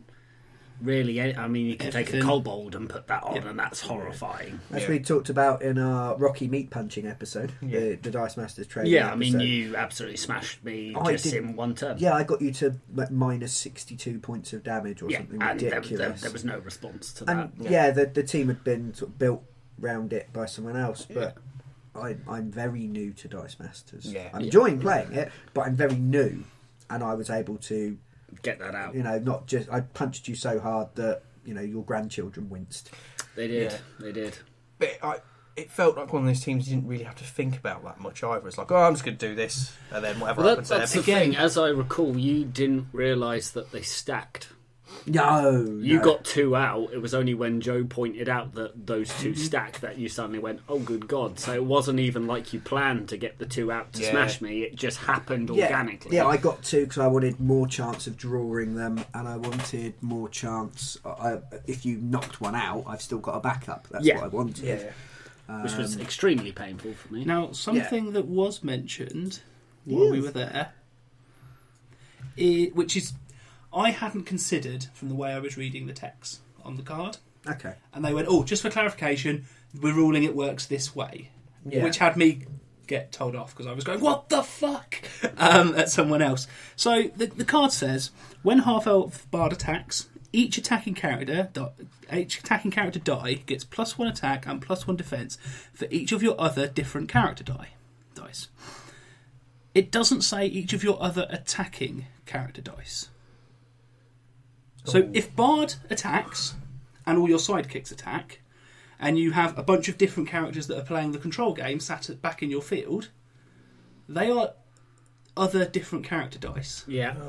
They don't need to attack. You can attack with this big wave of horrible things and keep all your control pieces back. Yeah, that's hideously broken. Yeah. And it stacks, and it only costs 4, and it's a massive dick. Yeah. That's what it sounds like, yeah. Yeah, and that's it. They said at the beginning, this is how we're ruling it, and from the card text, I see no reason they're wrong. No, But I straight away was just like, fucking hell, I assumed it was other attacking die, but no.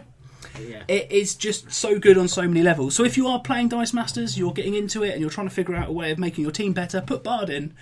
Because that's actually a valid thing to say to every single team, which is sad. Which flavour Bard is it, and where is it available? It is the Half-Elf Bard Master Lords Alliance, which is available, and only available, in the Battle for Faerun starter set. Which I have. So it's not even a rare card or something that comes up in And boosters. that is potentially the only balancing factor with it. That everyone can have. Everyone can have. If it was a super rare, breaks the game. I think it's bad though. You're looking at having, what is it, 8 cards? 8 cards. Out of how many in total? Roughly. Over 1,000 now? Yes. And then there's this one card that everyone takes. It's like, well, what are the other 999 cards doing? It's very odd. If every team has that card, something's gone wrong. You have to pay £17 for it in a big pack. I don't know if it's a money-making thing. Am I being cynical? Well, yeah, that's the thing. Has it been designed? No, I don't think so. Is it more of an oversight? They don't realise how powerful it is, which, let's face it, happens in every game. I think it's an oversight. From what it always felt like in HeroClix, they would play test within the set. Yeah. And then go, okay, they're fine, and then release. Yeah. And then go, oh shit, all these things interact really well with other stuff, we didn't think about that. Yeah. And I don't know if they're doing the same thing with Dice Masters. Now, one of the things we said with Ben, and other people have said, it's take away the defense boost, because you can actually kill the characters that are attacking quite easily then. Seems fair. Yes, you're +7 kobolds for attacking. It might have really 8 attack, but it's got 1 hit point. It's got one still. hit point, yeah. Gives you the opportunity to kill them. I think they've missed a massively a good point there. So there's something I am repeating myself, but Brian, you'll enjoy it. Is I think they should have tied Half-Elf Bard's bonuses in with that it only boosts things with the experience mechanic, so it's helping out his adventuring party. Yes, yeah. Or it bases it off the experience mechanic, so for everything that has it, you get the bonus. No, I think you can either say it only applies to things that get that have experience, or you base it on the amount of experience Bard has. Okay. So it can have +1/+1. If it has an experience token on, it can be +2/+2. If it has 2 experience, it could be +3/+3. Yeah. It's a way of limiting it, tying it in nicely with the Bard levelling up and his ability getting better. Yes. And learning new songs. Exactly. I just think it's very... At the moment, it's... You talk about certain things being meta-shaping, meta-defining, things that change the way everyone has to approach the game. Now, Professor X did this. Yeah, that's another one that you see a lot of. But I don't mind that, because it's something that if you bring it, both players get it. Yeah. It's a global, it's very, very much changes the way the game plays, but in a balanced way. Bard doesn't offer you that. Yeah, you need to be prepared for it. Yes.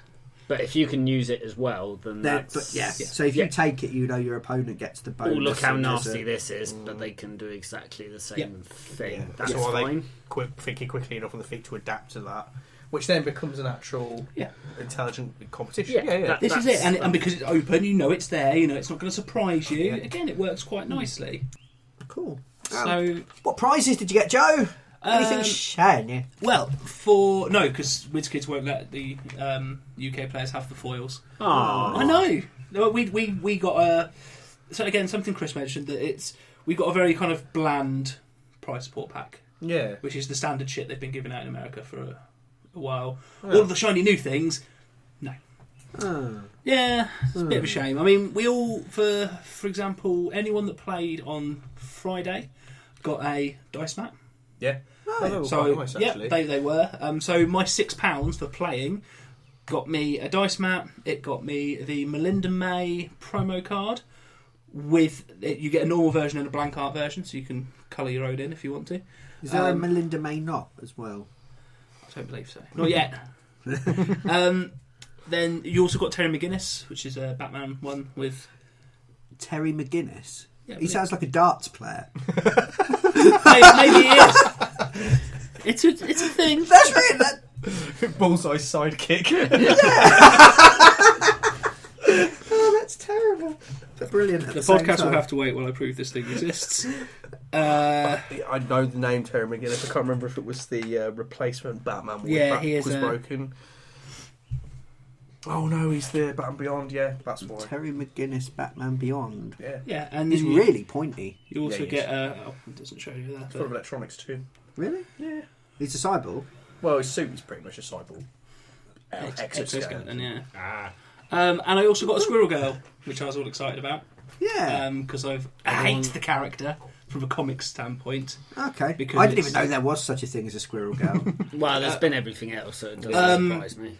She's one of these people that has off pain. So there's a fight, and then you see afterwards her go, "Yeah, I won." She's beaten like Thanos and Doctor Doom. And She sounds hard. Yeah, she's bullshit. Hey, What is her ability? Not in the in the comic. How does she beat Thanos? I don't Game of know. Conkers? She summons squirrels. Yeah, that's pretty much what she does. She can kind of glide a little bit because she's got like the fire squirrely flaps. And Hang on. Can we stop talking about girls' flaps on the podcast? Hang on. please? So she's got the flying squirrel kind of the wings. wings, which aren't even squirrels. They're a type of weasel. Yeah. Excellent. That's good to know. Yeah. That's- You're a type. Really? yeah, they're in no relation to the squirrel family at all. Okay. Well, fuck you, Marvel. Yeah. Yeah, anyway, the card and its ability are really cool, so I was quite happy to pick one of those up. Sorry, Squirrel Girl seems like a really weird command you type into a text adventure. Check inventory, one girl. John I shall Robson, squirrel if you are away. listening, Squirrel Girl needs to make it into the dark room. And then for coming 7th, I also got a full art Guy Gardner, the one that's valid, and a full art Loki, where he's a lady. Lady Loki. Lady Loki. Does that happen often?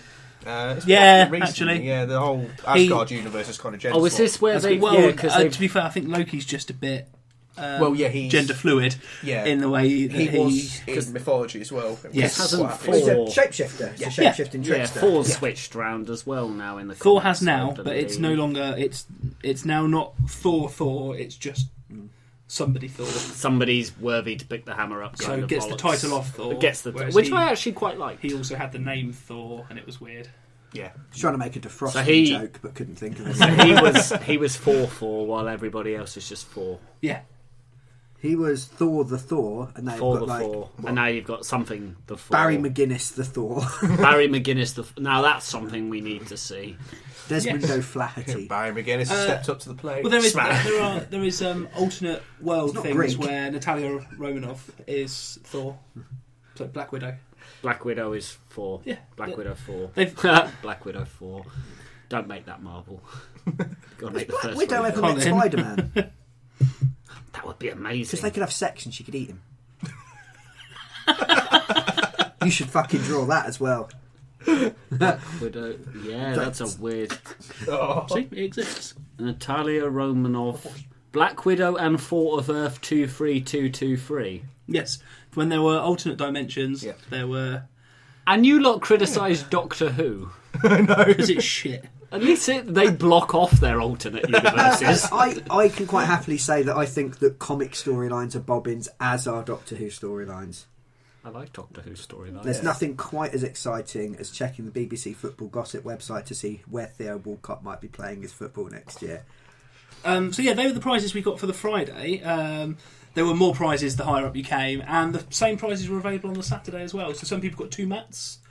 They would have also got 2 Squirrel Girls, 2 Melinda Mays, 2 Terry McGinnises, which I believe led Brian to acquire his own Squirrel Girl. Yes, I bought a Squirrel Girl, Oh.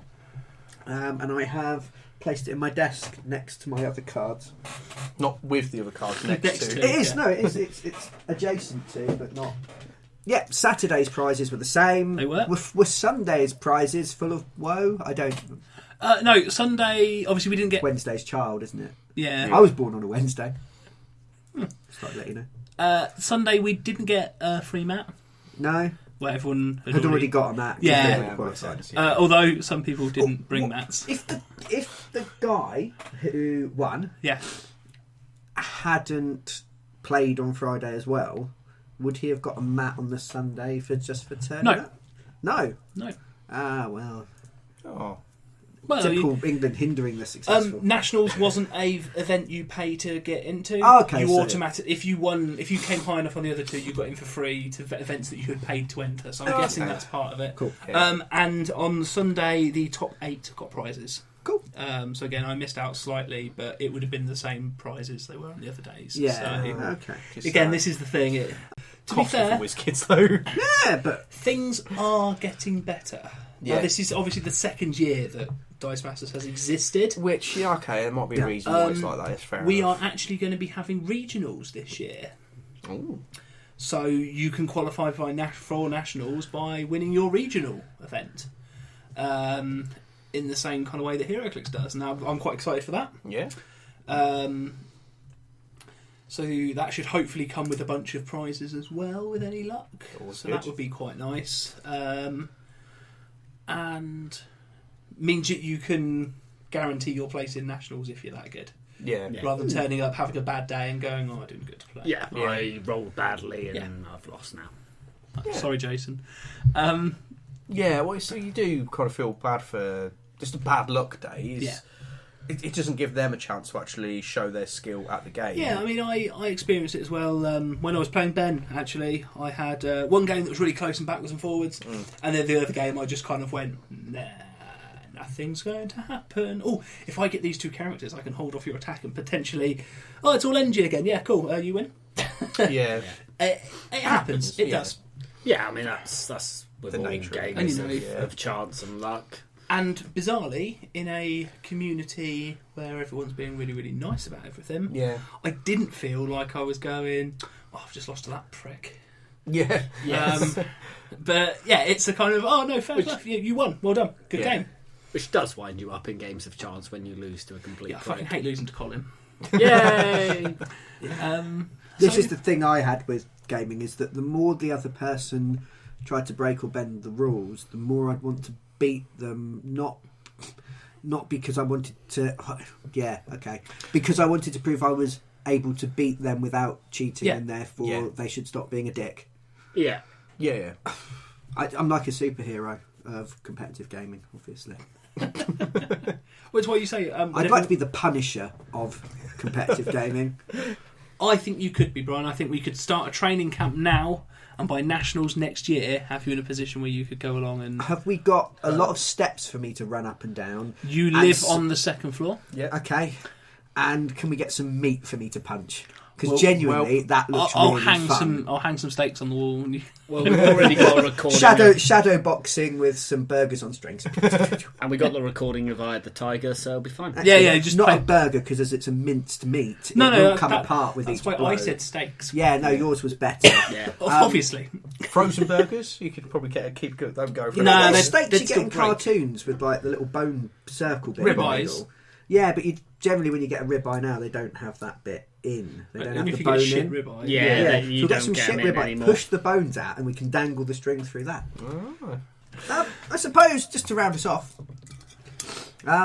what do you get out of going to a tournament that you couldn't get elsewhere? Because, as I've said, I'm not a tournament gamer. I shy away from that. Let's do something I enjoy competitively.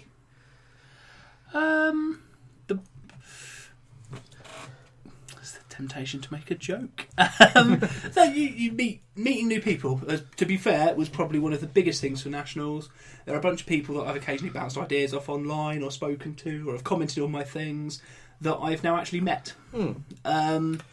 You get to see what everyone else in the country thinks is good. Yeah. A local scene and a countrywide scene can be very different. That's true, yeah. If in the local scene there's this one card that everyone's using, and then you think, actually no one else is using this anywhere else. Is that because this is something we found in HeroClix? Yeah. Yeah, what we were running in Peterborough was very different to what everyone else was using. So that was quite an interesting sort of thing. Not so much in Dice Masters, I think, because it's early and there's lots of stuff online for it now. Everyone's aware of what's going on. Yes. Yeah. But yeah, meeting new people, having a bit more of a spectacle to it, I guess. You're in a big place. There's loads of stuff going on. It's a different experience. The atmosphere, I guess, really. It's yeah. Yeah. Not we should get. completely unrelated. Atmosphere. There's Atmosphere, the games. Oh Yeah, yeah. they actually sit and the play VHS that. tape or whatever. Yeah, yeah. They did some Oh, DVD God. ones. Yeah, they did. Yeah, Cool. that would make a good podcast. Yeah, it would. Yeah. Yeah, so I'd say that the thing you get out of it is the atmosphere. It's the meeting new people that enjoy the same thing you do as much Yeah. as you do, really. Normally, I'd say that sounds disgusting, but as you said, everybody at the convention was lovely. So yeah, that sounds good. I do always have that bit of worry. What kind of weird shit are you into that the idea of people are into the same thing? I like shitting on dead people. He's I've met thought- people like that. Yeah, really. Yeah. I'd Golf say it's club. just he's met us. Yeah. You lot Yeah. into the same thing. Just and 20 I hate you. Just a room with 20 Aarons all tied up in sex hammocks. God, that sounds like a John perfect place to Robertson be. strings his underwear in the corner. laughing to himself. Yeah.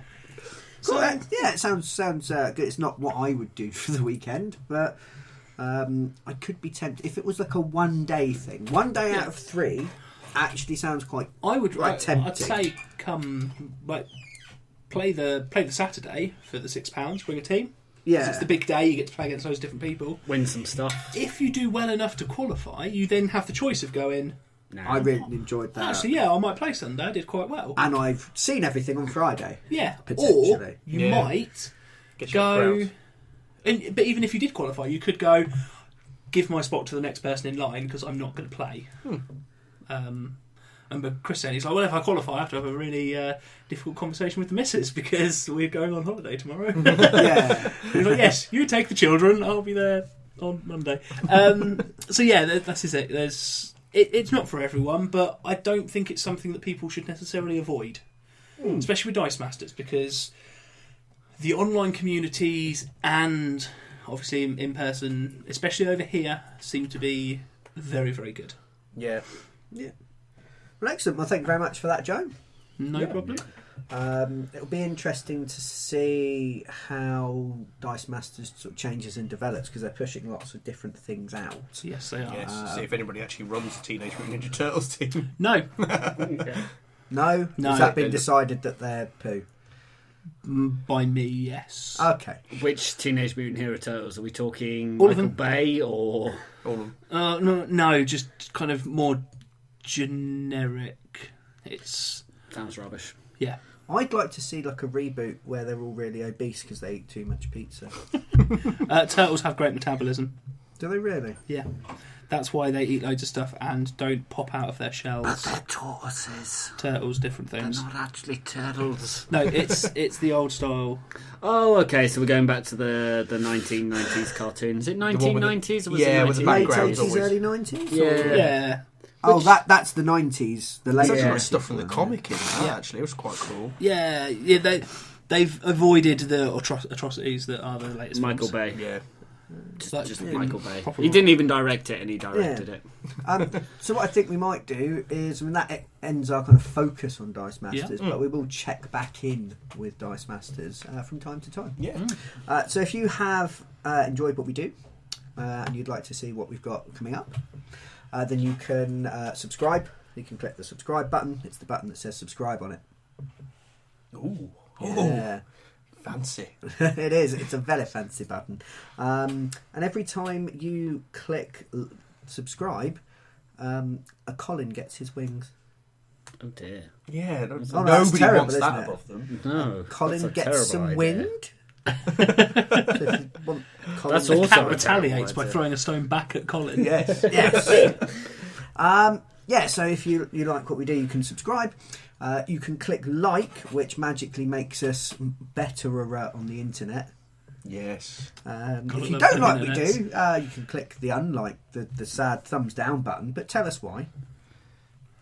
Otherwise, we just. Because then we can make ourselves much more better For the internet. for the internets. That sounds like work. No. Work is hard. Yes, that's the only gainfully employed person around the table. And you can also click share because who doesn't like 70s and 80s soft rock songstresses? Too much? Joe doesn't know what I'm talking about because it was What's a before share? 2000. No. It's got big hair. Yeah, it's got big hair and did a song about being cold. Frozen. My I just know her for straddling Navy vehicles. Yes. Ships. That's the one. That was on an episode of Simpsons or something. That's It's again on- my knowledge of that. There's a Mickey taking Family Guy. Share, I know what you're talking about now. I've caught up. Well done. Yes. So thank you very much, Joe, for coming Pleasure to and be here, as always. guesting on the podcast and spending 2 days of your life having fun so that we'd have some content. Yeah. Yay. Please tune in next time for another one of our artisanal, homemade, handmade podcasts. No. Every time I talk, Aaron looks upset. Until next time, I've been Brian Ennis. I've been Aaron Vinsky. I've been Colin Howard. And he's been very, very quiet. Have I? Yes, he hasn't really said anything. It's only because we edited him out. Yeah, that's a good point. Yeah, taking all the filth out. We have been the Critical Twits. Until next time, bye. Bye. Bye.